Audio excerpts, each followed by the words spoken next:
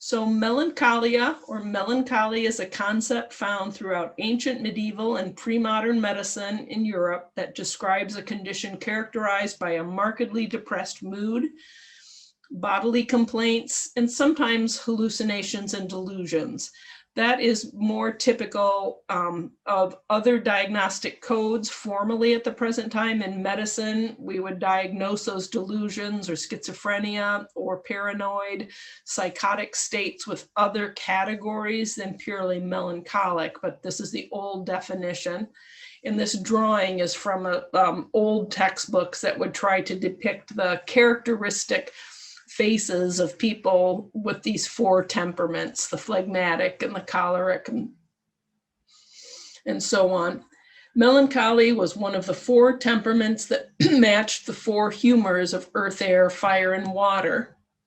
And melancholy would be the earth, the most dense, the most heavy, the most downward, is associated with black bile and the melancholic temperament.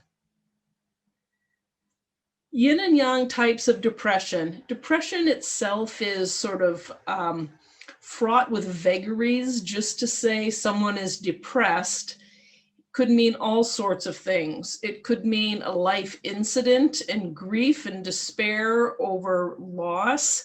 It can be low self-esteem and uncertainty of what direction to take one's life. It can be toxic in a way, just stress in the body, liver inundation, poor health, lack of energy, low thyroid function that leads to a low energetic state and depression. We can have people who are both anxious and depressed. And so just to say depressed is a very superficial diagnosis. And in herbal medicine and homeopathic medicine and naturopathic medicine, we usually try to deeply understand our patients.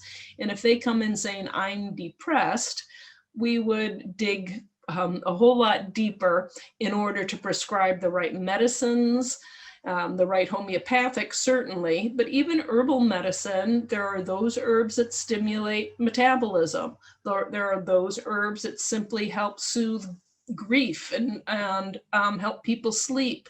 Different counseling procedures and practices or referrals, different exercise programs, different diets, and herbs having their affinity for organ systems. If there is a toxic state or a liver burden, or if there is a hypothyroid disposition, or if there's a lot of oxidative stress in the body, it might guide us to choose different herbs. And we'll be talking about all of those possibilities as we review materia medica for treating a melancholic state.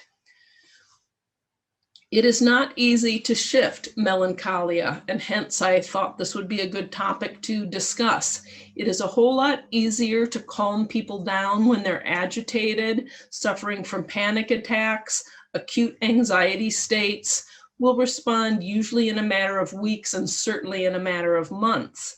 However, when we're treating this somewhat deep, dark depression and this long-term gloomy state of despair, it can be a large undertaking to really shift and raise somebody up to the point that they enjoy life. And this brings me to the term of anhedonia. Anhedonia is used in medicine more commonly than is melancholia at this point in time. For melancholic depression, medication is offered as part of the treatment plan because anhedonia is believed to have a physiologic biochemical neurotransmitter root to it.